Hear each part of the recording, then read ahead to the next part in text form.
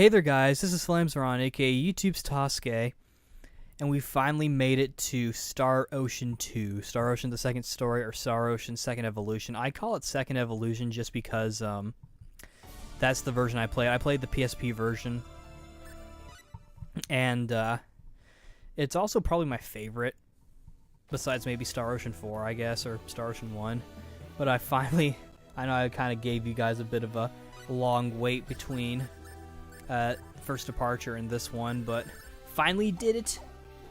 And I'll go ahead and say that I do own the game again, but I'm recording it on emulator. And what I'm getting at is one thing I don't really like about the emulator that I use for this SSPP, which is literally what it's called.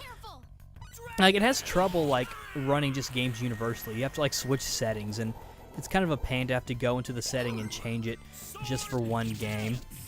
I tried recording, or I tried playing the game in the emulator before, but I got like a bunch of black screens whenever I would go to like a dungeon or a town, or even just go somewhere different.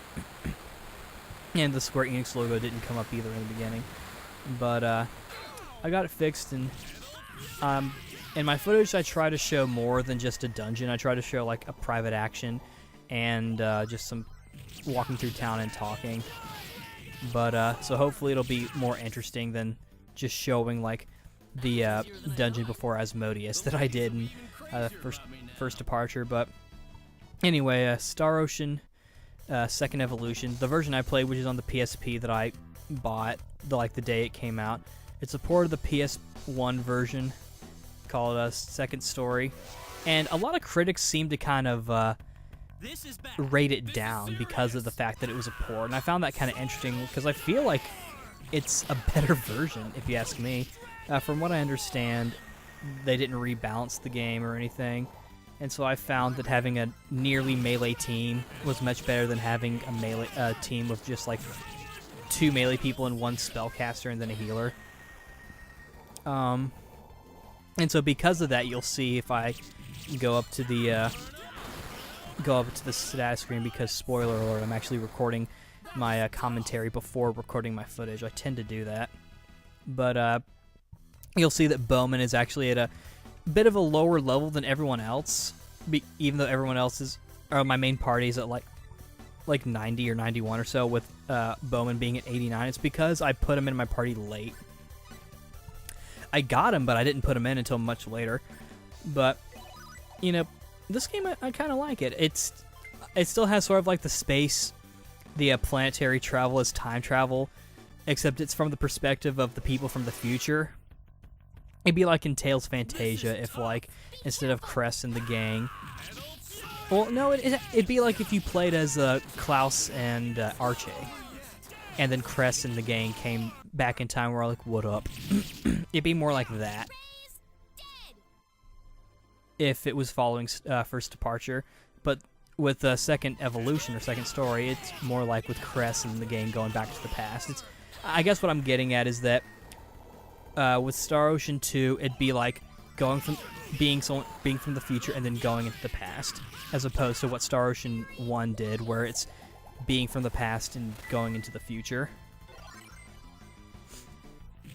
And I kind of like that approach, because it may not necessarily be that original of a story of like being sent to a different time where you don't really know anything, because that's really what happens. Like, Claude gets like teleported to a different time. Like, he's not sent there to investigate anything. He gets sent there by like mistake. And it's one of those things where he kind of has to get his way back. It's one of those kind of stories, but I find it interesting just because of the standpoint that it's taking what the first Star Ocean did and switching the perspective a little bit. Like, obviously not the exact same plot, but... And speaking of Claude and characters, I have played a little bit of the PS1 version, and the voice acting was pretty crappy. And from what I understand, the translation was a little different too. Like, one of my favorite moves, I think it's Rock Slide. Yeah, I think they called it Pearls into Peaches or something. Or whatever. But the voice acting in the PS1 was pretty ridiculous. But in the PSP version, any returning characters from the first game, and by any I mean just one, being Ronix, they come back. Sam Gold comes back to do Ronix, and I was glad because I really like his voice. Claude is voiced by Spike Spencer, someone who I was initially concerned because I didn't really see him as sort of the Claude type, but he actually did a really good job. He does the typical like Spike Spencer Shinji voice, but it's a lower one. And it may be a little bit different than what he's used to kind of have to be combining two different voices, essentially, into like one. Like near the end, on like the final anime cutscene where he's talking, he's like, "What are you talking about, Reina?" Or he doesn't actually say it. He's like, "It all ends here."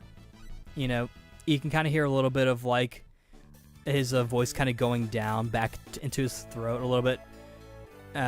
So I feel like this voice might have been straining him a little bit, and I guess that's my only complaint with the voice acting. But overall, it was pretty good. Whenever I do Claude's voice, I have to say, "What do you think me?"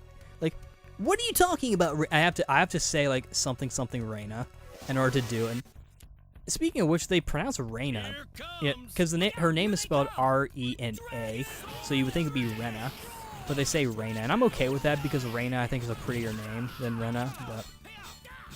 But she's also really good. Claudia Lenz does her voice, who I believe also did Estelle. She went by Danielle Jodovitz, and she also does Elena in East Elephant Felgana, which I'll be getting to next. But all the voice acting in general is good. I feel like everyone does a good job, and it's kind of interesting to look up these voice actors and see where they came from. Kyle Hebert plays Diaz, and he does a pretty good job. It's kind of cool to hear him come back and do more roles. He was also in East Memories of Celceta, but anyway. Anywho, with the story, like, I sort of got into it a little bit since, you know, they were looking for trying to find a way to get back, as opposed to a First Departure where I felt like they were, Roddick and Millie may have been just kind of following Ronix and Elia around while looking for their friends and trying to find a cure. And I only say that just because I don't remember too much about the plot of really either game, but the whole like looking for the sorcery globe, sort of that shonen aspect of it, you know, kind of like in Monster Hunter, like, we're gonna find the Phoenix, or in Dragon Ball, like, we're gonna get the Dragon Balls. Or even in like Yu Yu Hakusho, like, we're gonna beat Toguro and we're gonna fight him again at the Dark Tournament, you know. Sort of like that goal-oriented storytelling I find very interesting. I feel like kind of keeps me invested. And then, of course, the 10 Wise Men show up. And the 10 Wise Men, you know, they had this sort of power to them. To me, they felt like they were really sort of powerful.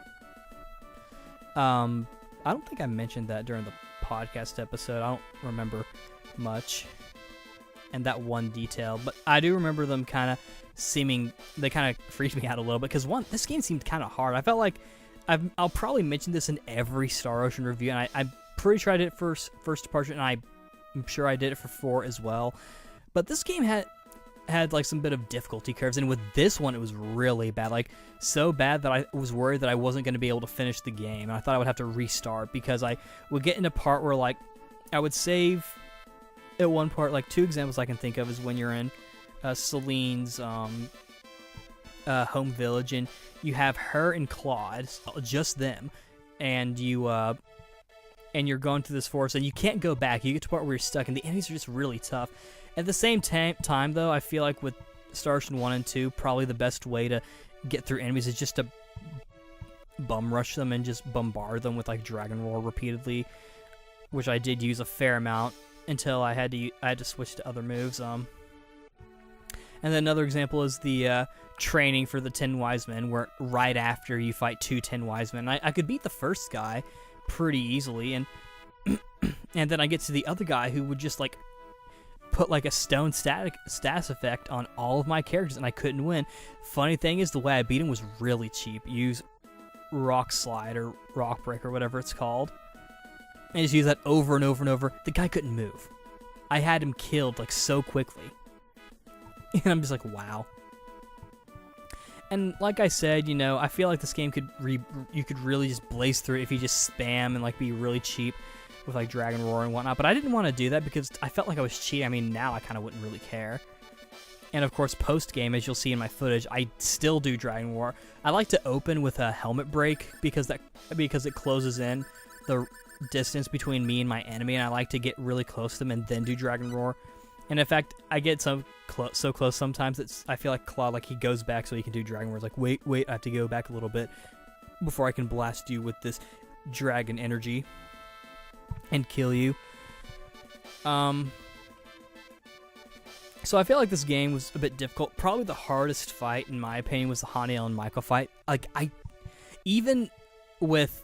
after watching the specific episode from one of the guests of my podcast during the Star Wars thing, Cal's Crazy. That's where I actually found him.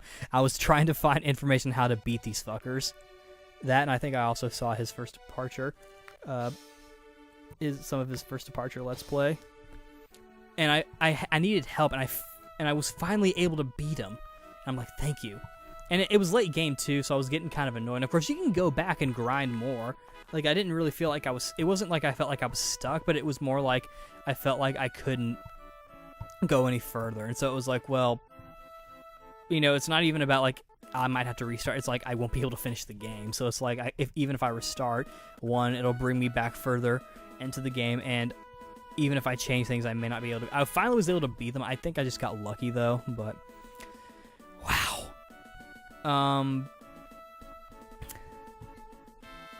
Let's see what else.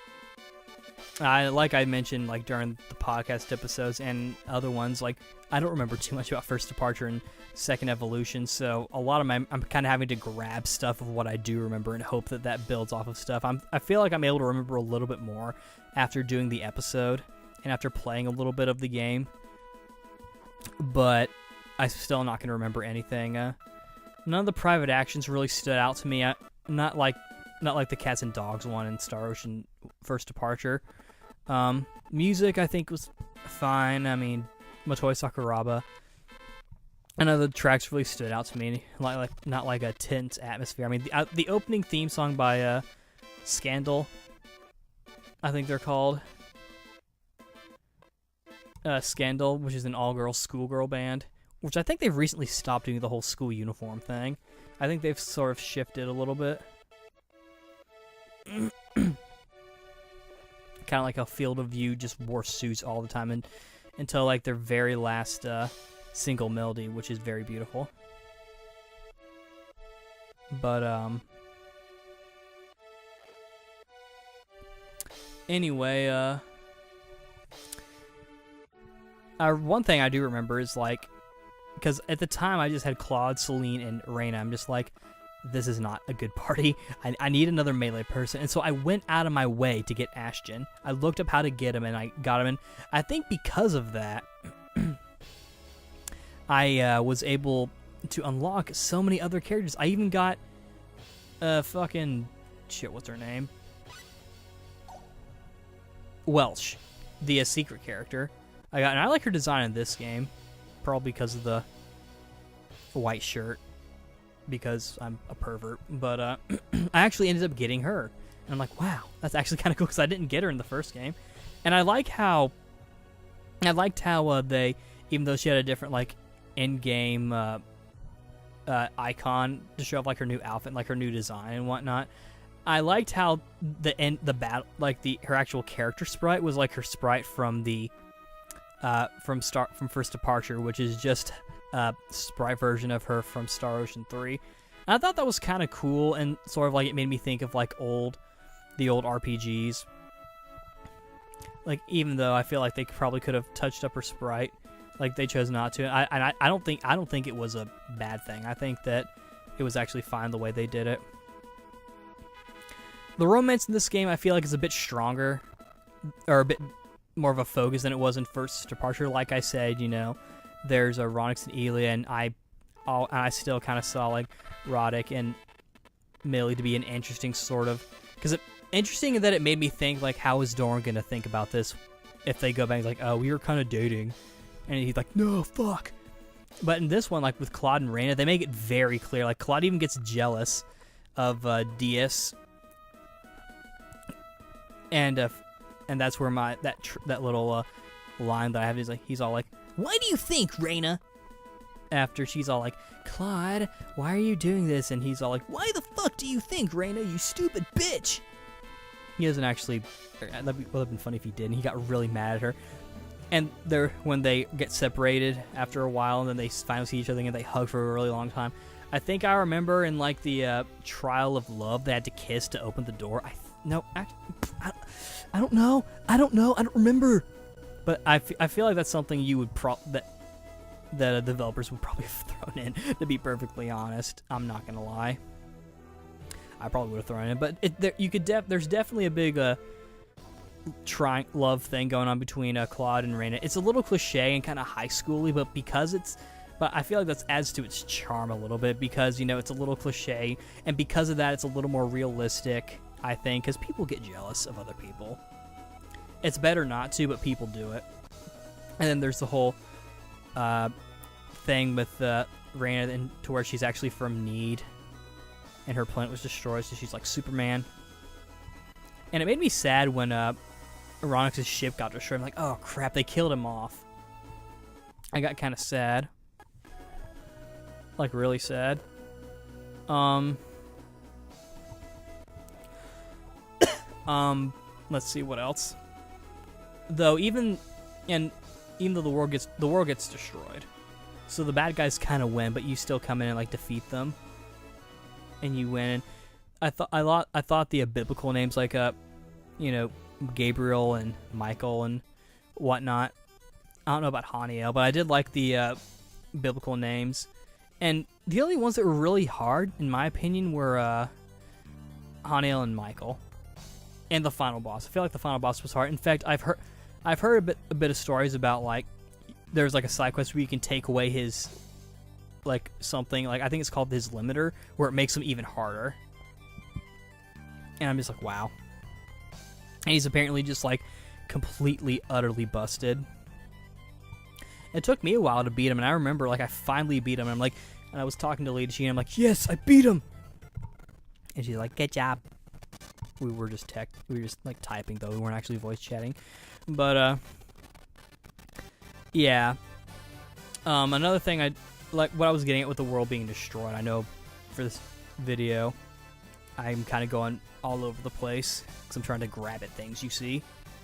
I do remember one thing I did like with the I know it's gonna sound weird when I say like I liked that the world was destroyed, but what I liked what they did was that they gave you the chance to kind of go to like an alternate dimension of like the regular world Expel. I mean, that's how they explain it in the story, but as far as the game's concerned, you've gone back to Expel, and since you have the little bird, like the little flying creature thing, you can actually fly around and go places, including an island that you weren't able to reach before, and that's where an extra dungeon is. And it's kind of cool because I feel like the way they programmed it was probably that it was there the entire time, but you couldn't access it, obviously, because you didn't have the tools. I mean, if you cheated, you probably could have been able to go there early. But it's like, it's kind of cool. I like that. Honestly, I find that kind of cool. And in fact, that's my first, that's the first dungeon I show you guys.